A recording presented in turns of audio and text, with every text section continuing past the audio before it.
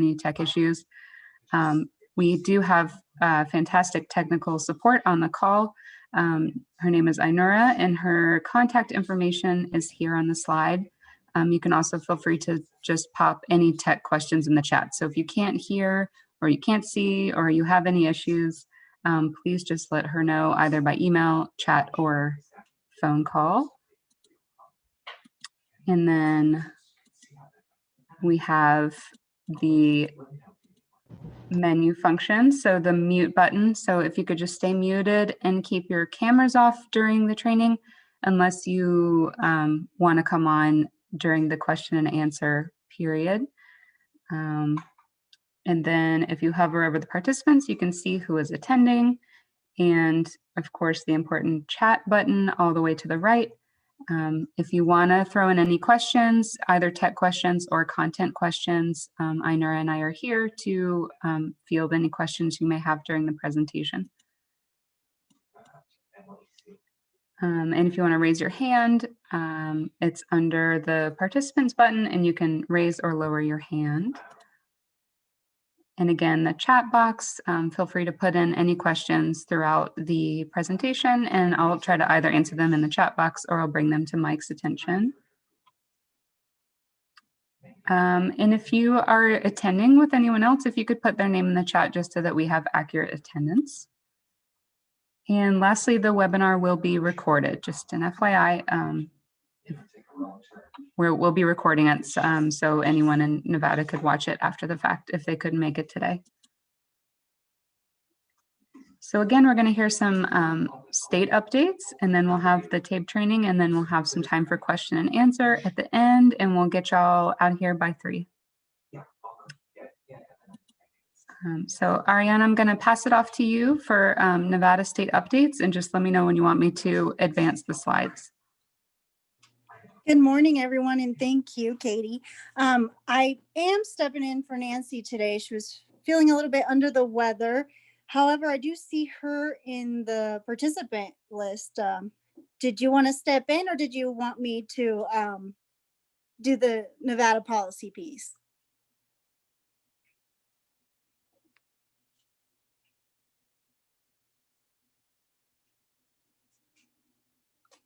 I'm not quite sure that she actually has a microphone, so I'll go ahead and do this piece for us. You guys can go ahead and all the local programs have been able to start virtual testing and implement that using the assessments that are in our Nevada assessment policy, which actually can be found in our website, the Nevada NevadaAdultEducation.org. Under the administrators tab, you can find the handbook and is Appendix A, the Nevada assessment policy. So you can find which assessments are approved in there. Also, she has listed here some trainings. She mentions that the staff that's responsible for the sessions and proctoring, so the ones that are setting up the sessions, and also maybe proctoring, should complete trainings 1, 3, 4, and 5. And the ones that are proctoring only can complete trainings 1, 3, and 4. The ones who need to get reports from TABE should also do training 5. Next slide, please. I'm not sure that I can move it. Okay. The locator has to be used, it must be used, but it may be administered in an unsecure option presented by TABE or the secure option as part of the web conferencing remote testing. We have accepted the exemptions, or Octave has, through December 31st, and it's in our assessment policy as well. And there is the website, NevadaAdultEducation.org. However, students who are exempted and added into the LACES system cannot get any outcomes or gains. They need to be pre-tested as soon as possible.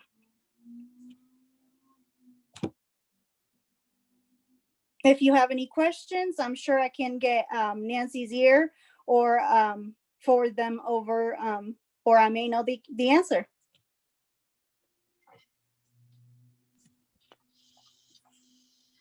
And does anyone have any questions about the state policies for Ariana and maybe Nancy? You can feel free to just come on mic.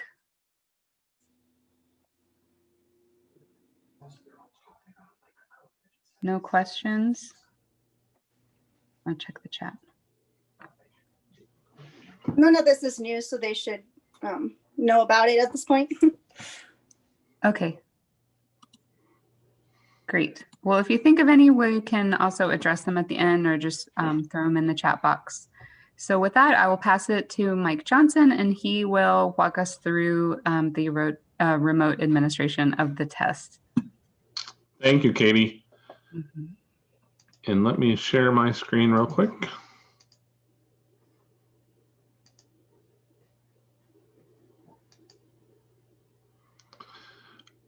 So welcome everybody as we review the remote administration processes for both TABE 11 and 12 and TABE Class C. And I apologize that the title screen just has TABE 11 and 12, but the processes are the same for remote proctoring. And I'll move ahead to talk about the different options. There are three main options that are available. We'll focus a lot on option 2 today, but certainly if you have any questions, we can talk about the other options as well. Option 1 is a fairly simple option to deliver the locator in a non-proctored environment. So we'll follow the same process that you use with TABE Online today in creating test sessions, creating test tickets. The only difference is that you can email that information out to the candidates to take the locator test only in a non-proctored environment. We'll talk about that a little bit more when I go into the live environment, but we'll spend most of the time, as I mentioned, on option 2. And option 2 is using web conferencing systems for remote proctoring. So we'll go through that in detail. We'll show some examples of that, or as much as we can here today, and describe that process. And certainly if anybody's tried that yet, you can certainly share your experiences with us as well.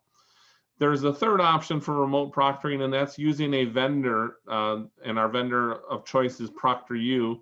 They will do the proctoring process for you.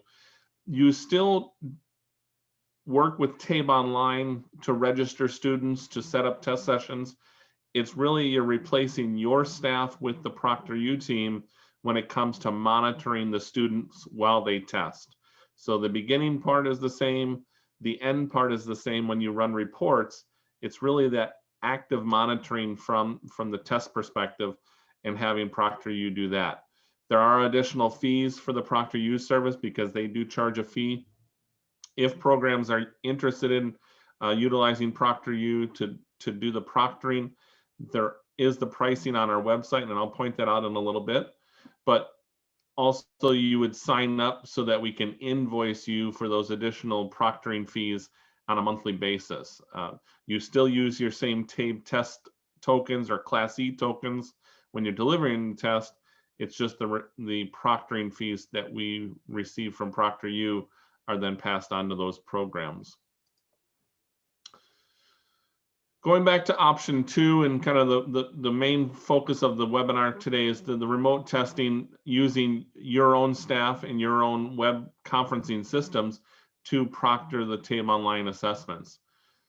We have all of our information posted at tabetest.com. Right on the main screen, you'll notice that there are remote proctoring guidelines. And the guidelines are broken out into 2 pieces, one for examiners and one for students. So you have information related to both. I'll open up those documents in a little bit and go through them in some brief detail. You can certainly pass on the student handbook to your students if you choose to do that. From the examiner standpoint, the remote proctoring guidelines will include tips for remote proctoring, also for managing your web meetings.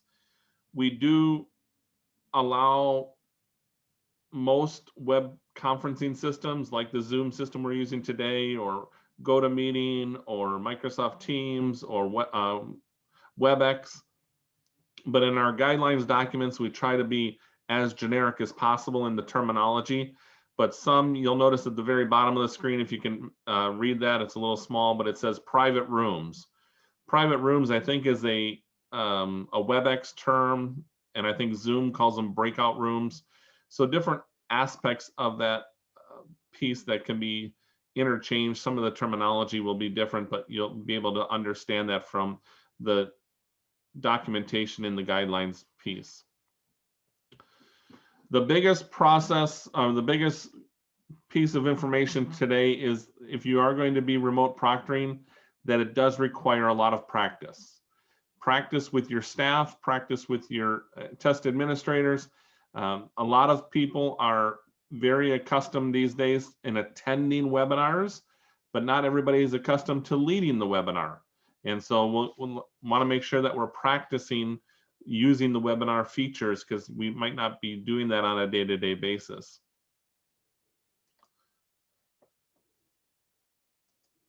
Also, as they reviewed already from the department, any state proctoring guidelines, I don't think there's anything too specific for Nevada. I know other states have some very specific requirements that they have placed within the remote proctoring system related to training and other requirements. We want to make sure we cover all those state approvals as well. The remote proctors will be using the TABE online system. So again, another piece of information, if you're a proctor in a non-COVID time, you may be somebody that just administers the testing lab or the testing room, and you don't have to necessarily have an understanding of the TABE online system from the administrative side. But in a remote world, you will have some requirements to go into TABE online periodically. And so having an understanding of the TABE online system is important. Most importantly, having an understanding of your web conferencing system. Which conferencing system do you use? What are the requirements of it? How to get it set up? How to navigate within those platforms? If you are going to use the private rooms or the breakout rooms, how do those function? And understanding how to use your own web conferencing system that you have available at your local program. Some of the requirements for remote proctoring that are across the board for all web conferencing systems is to have the ability to use the computer audio and the webcam when you're doing your webinars. So we're not communicating through cell phones during the testing process.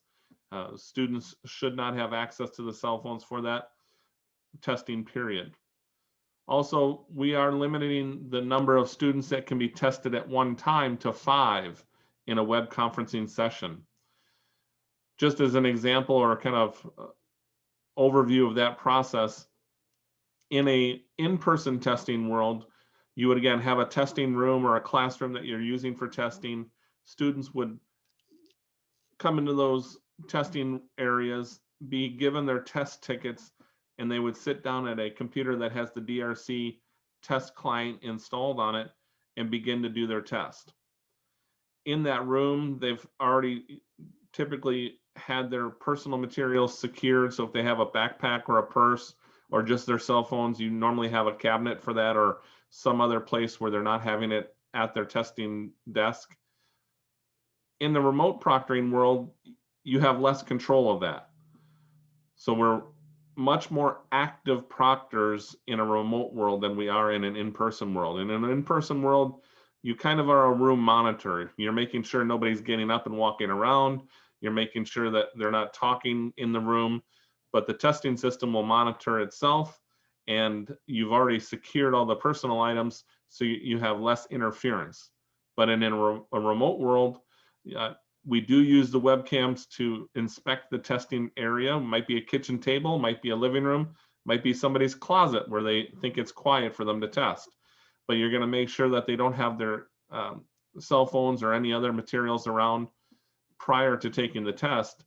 But then the proctor's role is to actively watch the 5 windows on the webinar at the same time while these people are taking a test. So right now we do limit it to 5 students at a time.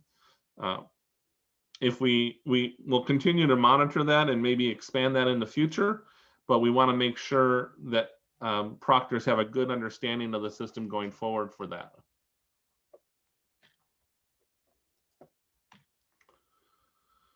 Another update that has recently launched is that we now have a device check that's available for programs to use with the remote students. This is just for remote testing.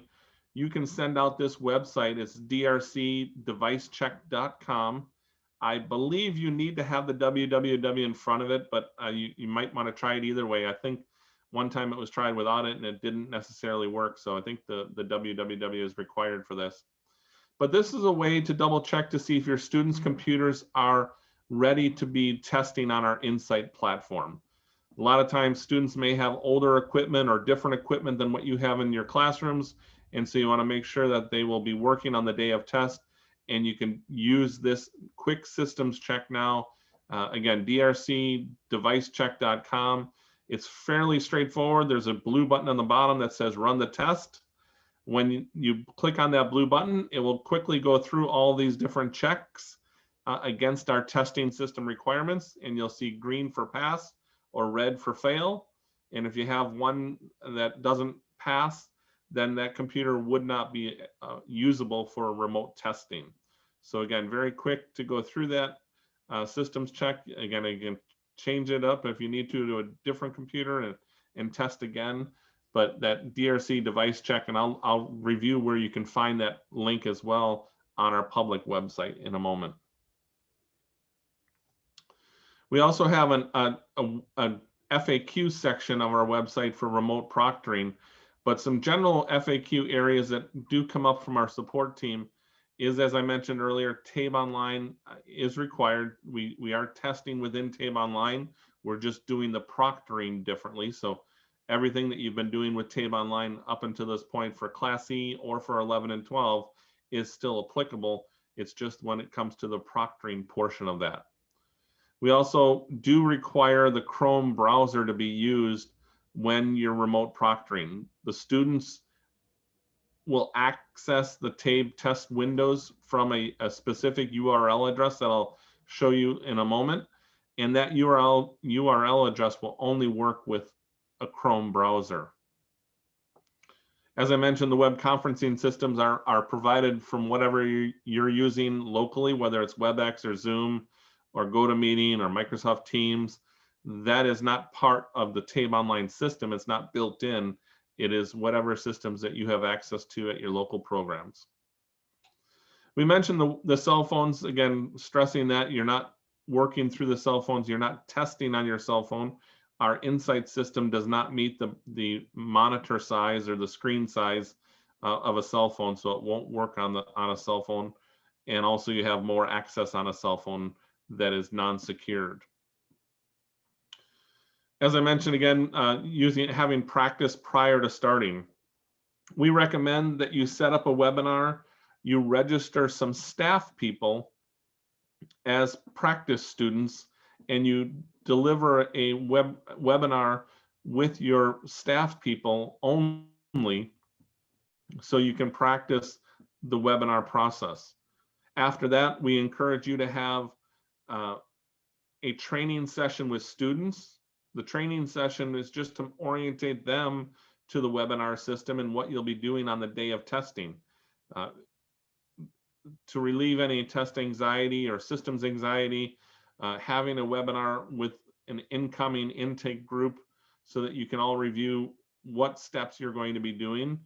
Again, if you're using Zoom, it might be familiar to everybody. If you're using GoToMeeting, it might be a little new to some people, so they want to know how they can communicate through the chat within those web conferencing systems, and you can practice that in a non-test environment.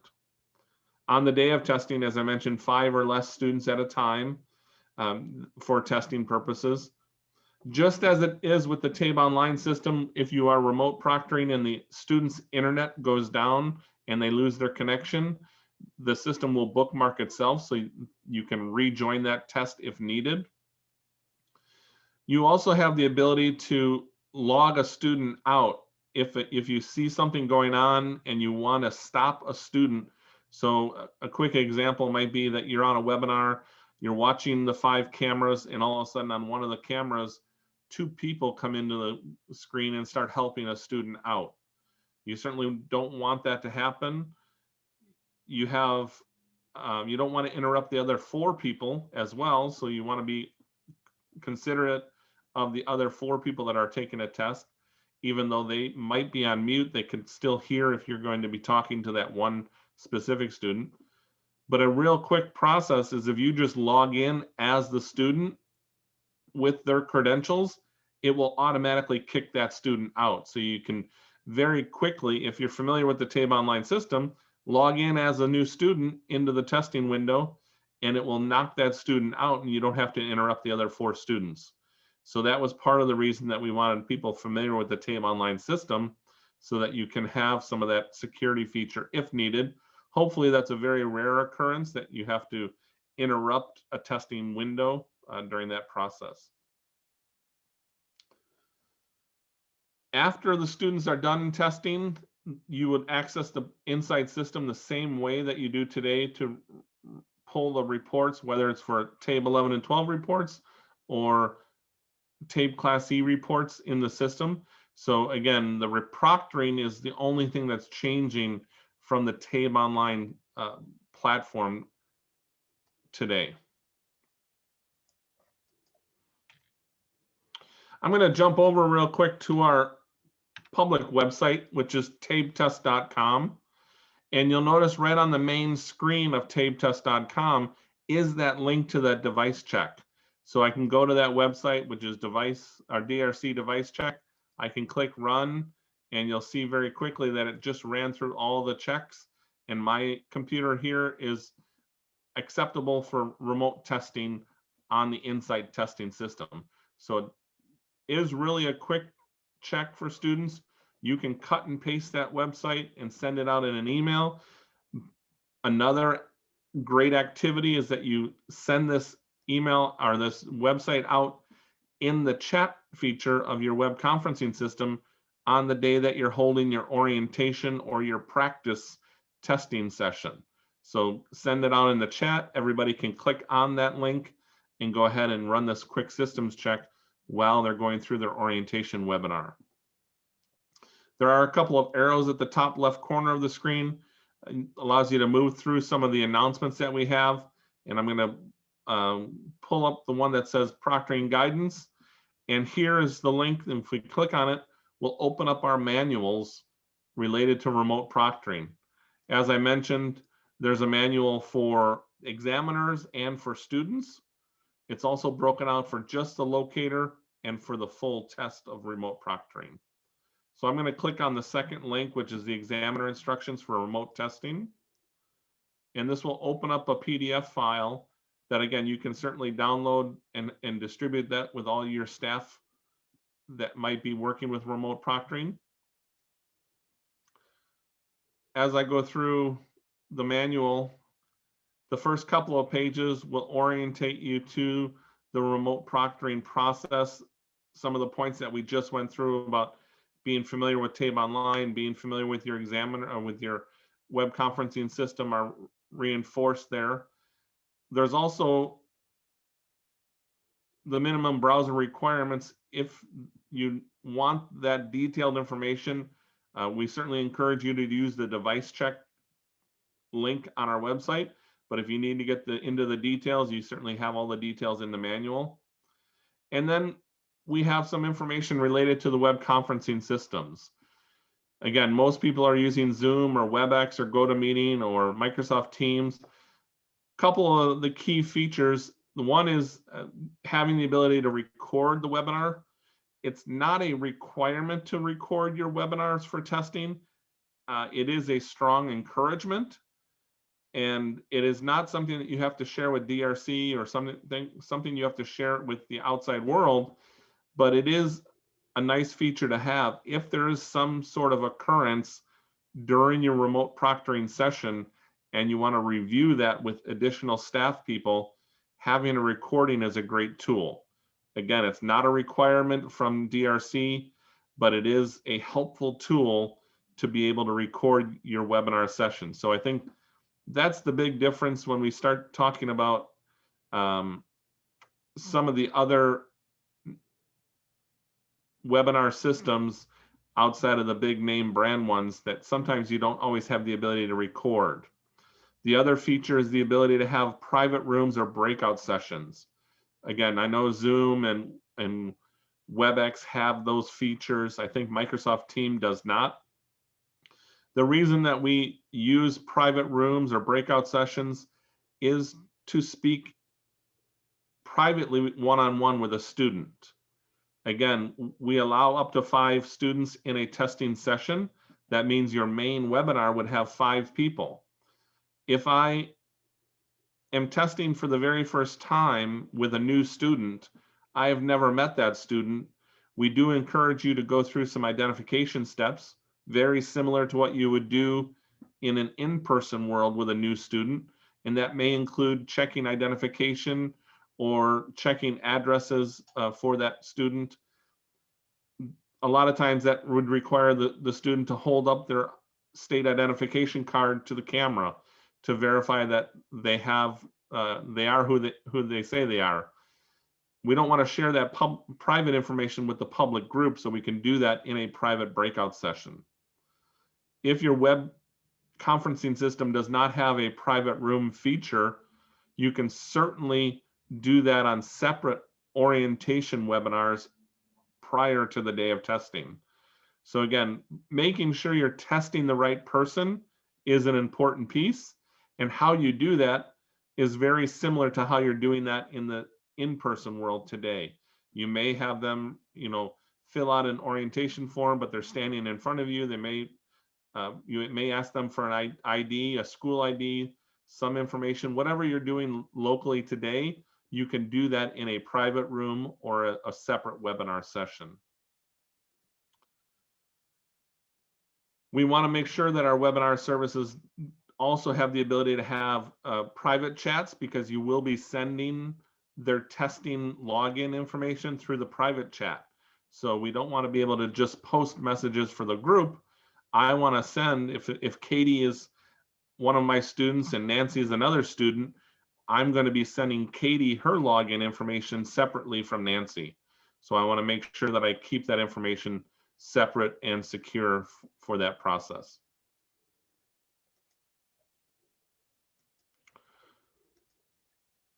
Going through the manual a little bit more, if you don't have familiarity with creating webinars, you want to make sure you have the functionality turned on so that you can control the mute. Some webinars allow the leader of the webinar to mute everybody at one time, and you certainly want to have that capability. You don't want to depend on the students muting themselves in every case. You want to be able to have the control for that feature as well.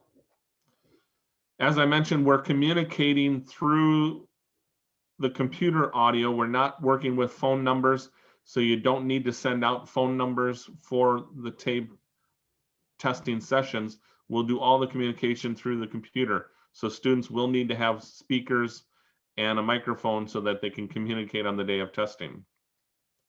The manual also has some general tips that you can go through the process of your webinar to help with the day of orientation.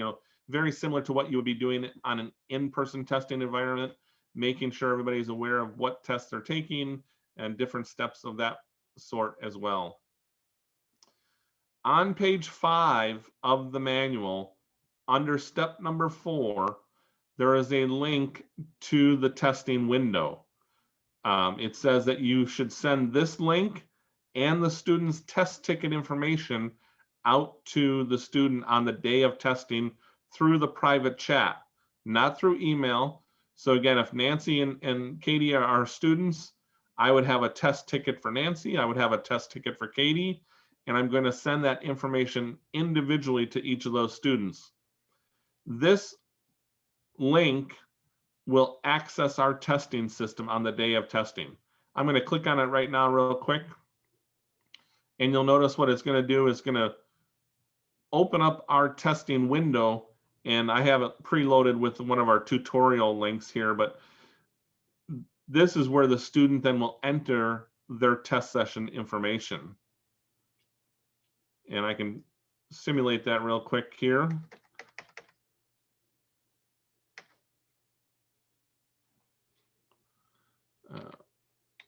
I think that's one.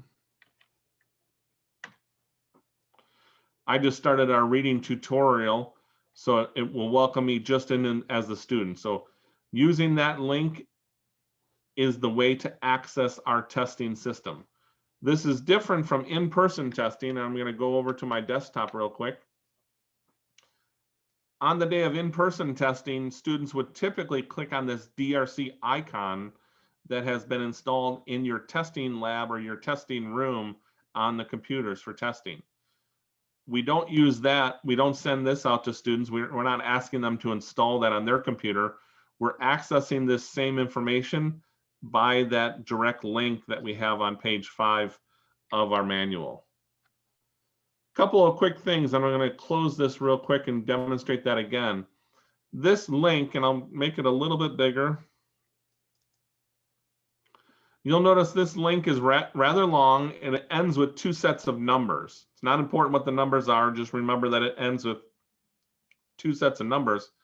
When I click on it and it opens up, if I go up to my address bar at the top, it has been redirected to a different website without those numbers.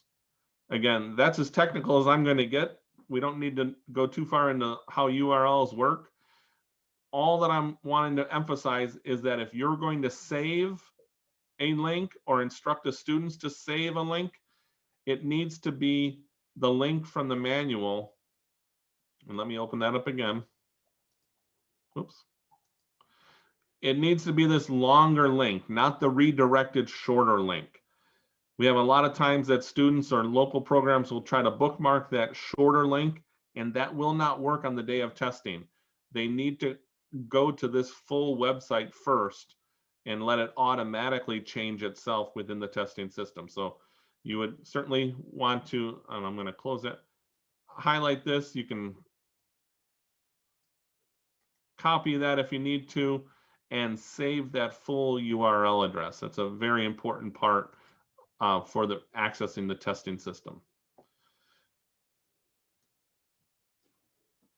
Let me go back to our public website. Also on the public website, on the rotating screen at the top is some information again about ProctorU. I won't go too far into ProctorU, but you can certainly get that information. All this information is also under the resource tab at the top of the screen. At the resource tab, we have the proctoring options, which are the locator test, the regular test, or the ProctorU, and then the guidelines, and then specific instructions. If you are going to use ProctorU, there are specific instructions for the ProctorU process. The big difference between ProctorU, and I'll open up this real quick, is that when you're going into the ProctorU system, you would note in the TABE online testing system, and I'll make this a little bit bigger. So if you're familiar with our Insight system, you'll see that I'm creating a test session on this screen for math level D, but we've added in the red box an area that would have a mode, and the mode for Proctor is really the ProctorU setting. So once you have signed up to offer ProctorU services, this would become active in your TABE online or Class E online account, and you would create specific test sessions for proctoring with ProctorU. And then when you down below at the bottom, when you register a student into that session, it will automatically start the notification process so that ProctorU and the students can communicate so that they can set up a testing time with ProctorU. The difference between, again, remote proctoring with your web conferencing and ProctorU is that the students will make an appointment with ProctorU to take their test. They're not making an appointment with you or doing their proctoring with you. They're doing it with ProctorU. Also on the website, there is a remote proctoring FAQ. We'll continue to update the FAQ section with any questions that we always gain from our support team, but there are general questions. If you haven't used TABE Online before, we strongly encourage you to go through some of the trainings that are posted on the website so that you understand the TABE online system, whether it's for 11 and 12 or for Class E, and how do you set up a test session, how to generate the test tickets. All that information is covered on some recorded remote proctoring webinars that we have posted to our website. All of our webinars are under our resource tab, and under TABE 11 and 12, there's a webinar link that has all of our webinars listed. So you can certainly go to that webinar. There are training webinars for TABE Online, and then there's also informational webinars for remote proctoring that are available there as well. Going to go back to our PowerPoint real quick.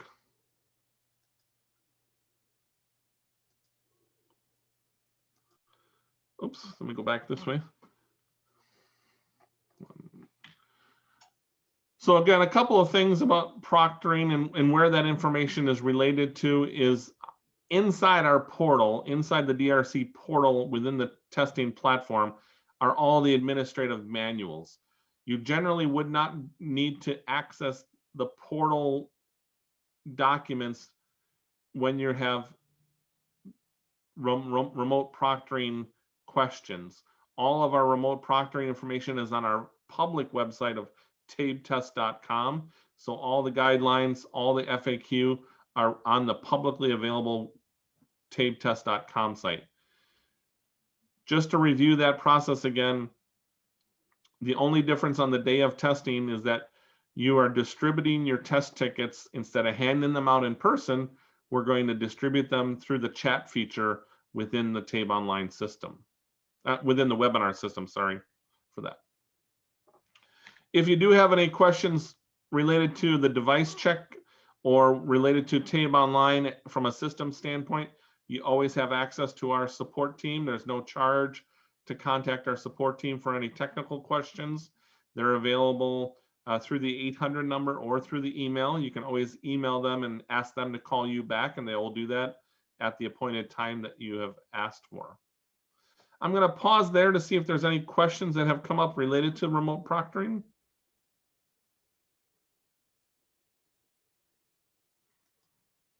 And I think, Katie, they can come off a mute on their own, correct, if they want to ask a specific question? Yeah, absolutely. If anyone has questions, feel free to put them in the chat and I'm happy to read them for you, or you can unmute yourself and ask Mike directly.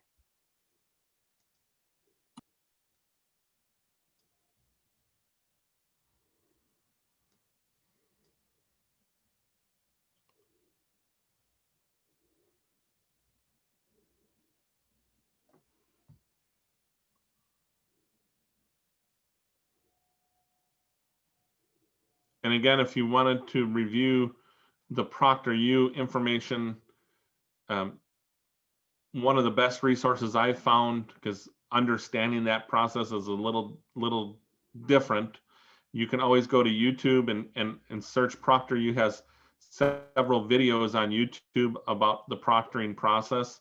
That's the best source of information that I have found for using a ProctorU system. Most programs will do the proctoring with their own staff and utilize their own web conferencing system. The biggest point for remote proctoring is to always remember that you're testing in somebody's house, whether it's their kitchen table, whether it's the living room, whether it's the closet. Like I said, finding time to have a uninterrupted period to test is the challenge. We do encourage, when you do remote proctoring, it's probably best to do one content area at a time. So you don't want to set up a webinar to do reading, math, and language all in one sitting. It would be better to set up a webinar to do the reading test and another webinar to do the math test, and only distribute the credentials for that specific test. I'm going to go over now to our... Mike? Yes. This is Elizabeth with Western Nevada College. I was just wondering, I know at one point you mentioned that TABE is working on creating an auto locator for the TABE Class C. Yes. And this with this situation, with this scenario, it would be best to do a locator separate since Class E doesn't have an auto locator. Is that correct? Correct. Yep. You can, and again, you can choose for Class E if you want to do the locator in an unproctored environment. That might be a little challenging with ESL students that are brand new to the TABE system.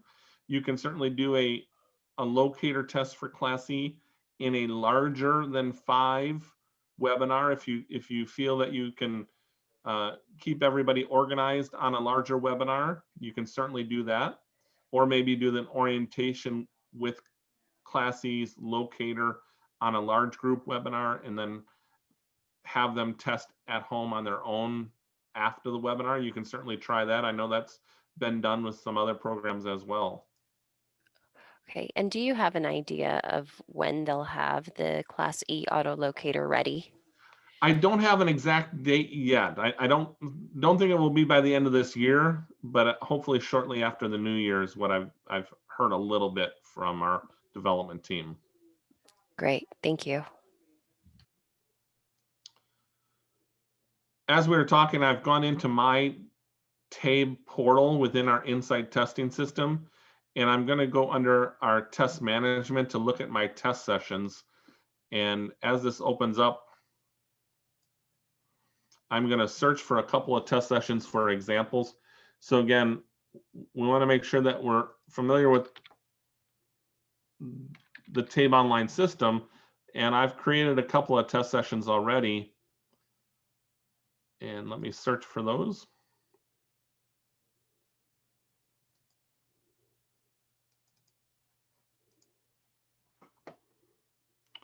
So as I've opened up my test session window and I've searched for a couple of different test sessions, I just want to review this 4th column over that's titled session name.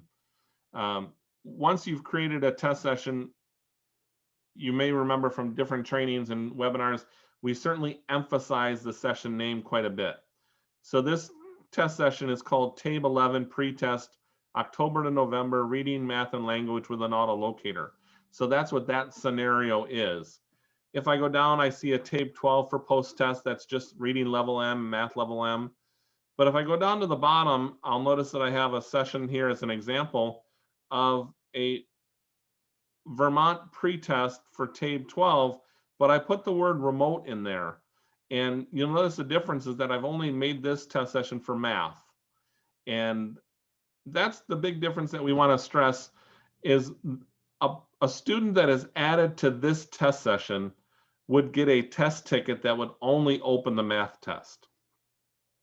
If I add a student to this top one or the second one down, the TABE 11 for October to November reading, math, and language, this would typically be your in-person test session because the test ticket will provide login credentials to access the reading, the math, and the language.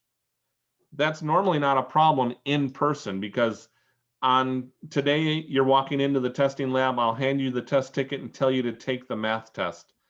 Once the math test is done, you come out of the testing lab and you have no more access to our testing window. But now in our remote world, if I give you the test ticket information and I give you the website to go to for a test session that has reading, math, and language, but we only do the math test on the webinar, and then I disconnect from the webinar, but you still have the credentials to go back in and take reading and language. So from a security standpoint, we certainly encourage for remote testing to create test sessions, both that will tell you that it's remote so that you remember, but also that are just one content area at a time. And it allows for another layer of security. A student would not be able to access a reading test if they're in this second test session. It's only going to be a math test. Even if they get disconnected and try to log back in, it will just be the math test. Also, as a reminder, if a student does lose their internet, it will allow them to get back in with the same credentials as long as it's the same day. If their internet outage goes past a day, you will have to unlock that test ticket because all test tickets are locked at midnight that are open from that day. To unlock a test ticket, you'll use the spreadsheet looking icon to the far right-hand side of each test session. If I open up that spreadsheet icon, it will list everybody that's in the session. Let me open it here for a second. Let me wait for it to fully open. So this one, I have 3 students. All of them have not started, but you'll notice the padlock on the far right-hand side. Again, you typically don't use this functionality in an in-person world unless you had a fire alarm that went past midnight and students weren't able to go back in on the same day. But if a student gets knocked off of a test because of an internet connectivity issue, once that connectivity issue is solved and you can reset up a new webinar, you can unlock their test ticket by clicking or double clicking on the padlock that's on the right hand side. Probably a lesser known feature, so just and hopefully it doesn't happen that often, so you won't have to do this that often. But if a student is locked out of a test, you can unlock it from your test session window.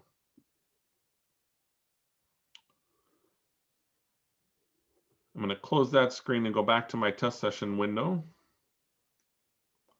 So again, you may have a mix of different test sessions here for Class E, for TABE 11 and 12, for remote testing with Class E and remote testing with 11 and 12. You also have the ability to always sort your test sessions up at the top. You can specifically look just for Class E sessions. So if I wanted to do that, I can hit Class E up at the top of the box and then go ahead and sort my sessions that way. So you can always search for specific sessions, even if I wanted to put a student's name and find all the Class E sessions. So now I've searched on Class E and I see that I have a number of different sessions, some for reading and listening, some for reading and writing, some are pre-test, some are post-test. I've created a lot of different ones. I don't see one specifically here that I put remote into, but I'll work on that. I have a session here that's reading, listening, writing, and speaking. So that's a full test session with all the content areas. You can always have as many test sessions as you need for every possible scenario that you might have locally. I would encourage that you always put the best session name to describe that, because it will allow you to not have to click on the pencil icon to see the details if you have a very descriptive session name. We are working on an update also that will allow you to archive older sessions, the ones that have expired with the end date. That's not active yet, but it is something that's being worked on by our development team to allow you to clean up this screen a little bit and be able to archive that information away. Any other questions related to remote proctoring?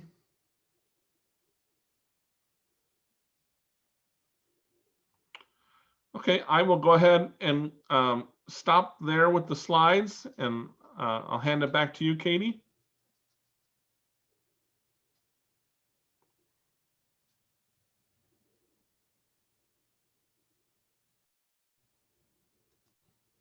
There we go. I think I'm handing it back to Katie, correct?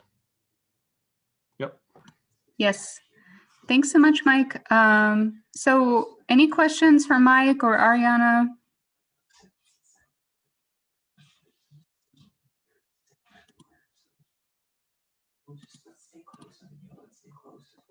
Okay, I'm gonna pop an evaluation link into the chat. If y'all have a couple minutes to fill it out, that would be very helpful. Otherwise, thank you so much for attending. I hope this was helpful, and good luck with all of your remote testing.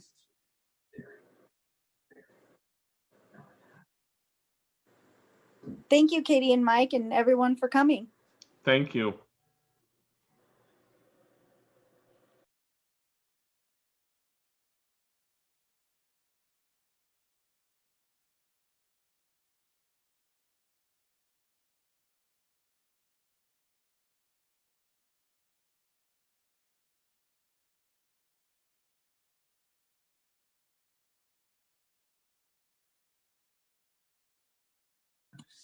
Let's,